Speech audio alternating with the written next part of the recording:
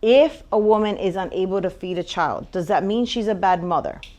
No, in real life, it does not. In this case, though, we're going to have a little different twist. Because since her milk dries out and her husband has just died, what is Mama Elena's role now? She's become the head of the household. Where should I put that? The fact that Mama Elena has to now become the head of the household. Under which category? Say it again. It can be more than one category. They only had to read the first chapter, and one of them came up to me. He's telling me things that happened like 4 chapters later. I'm like, honey, what chapter are you? He goes, I'm in the 4th chapter. And then I had another student who was like, I finished it over the weekend. And I was like, that's what gets me so excited. And I warned them from the beginning. This is a book that, love it or hate it, you will not forget this book. This is like a telenovela. And because it is Latino literature and most of the students here are Latinos, then they understand the idea of a telenovela and all the drama that comes with all that. So they get hyped up and they get excited. I'm hoping, because it is the first day. Tita is stuck in a particular tradition. What is the family tradition? The youngest takes. Go ahead. Until? Who dies? Until the mom dies. So the youngest has to take care of her mother until her mother dies.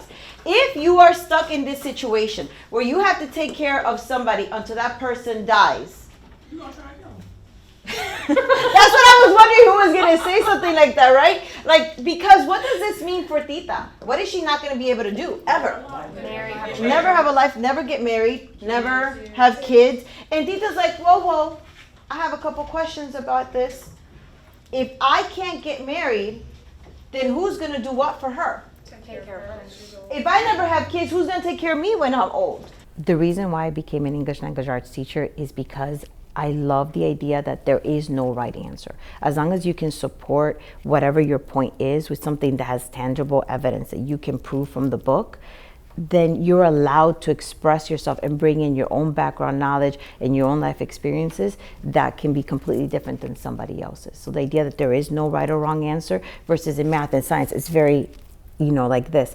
English, you can express yourself differently, and I love that idea. She's like, we've got questions, comments, concerns here, and she's very upset about this. Where are we going to put the fact that Tita is stuck in this horrible situation?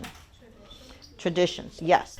A critical thinker in my classroom is somebody who can take evidence from a short story or the novel and be able to manipulate that evidence to fit whatever that message is. If they're saying the whole point of this story is to prove blah, blah, blah, then they can go ahead and they can bring that evidence into it. They can also explain that by saying, hey, in my own life, I have seen these things happen, so I know that that's realistic to this situation, and bring that in.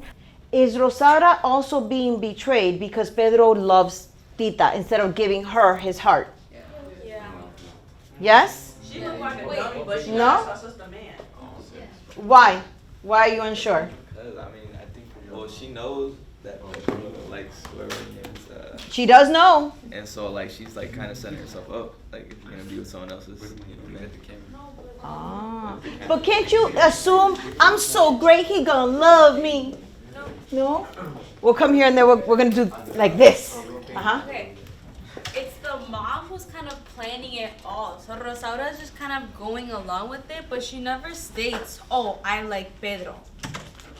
Okay, So she can be doing it against her own will. because we know one thing. Mama Elena, is she somebody that you say no to? No, so maybe she is doing it against her own will. We have that idea too. You have to find somewhere in this chapter, they also describe Tita and Rosaura's relationship. Are they close? Are they not close? They're not close. So that's something else. Could she be like this petty person to be like, I got your man? When your students leave this class for the final time, if there's only one thing that they take with them from your class, what do you want that one thing to be? That's a hard one because there's so many things. I want them to understand, if you're thinking educational wise, then I want them to learn that, you know what, there is no right answer and there's always multiple ways to looking at things. And that's a very general thing. If it's very specific to the class, I want them to remember having fun.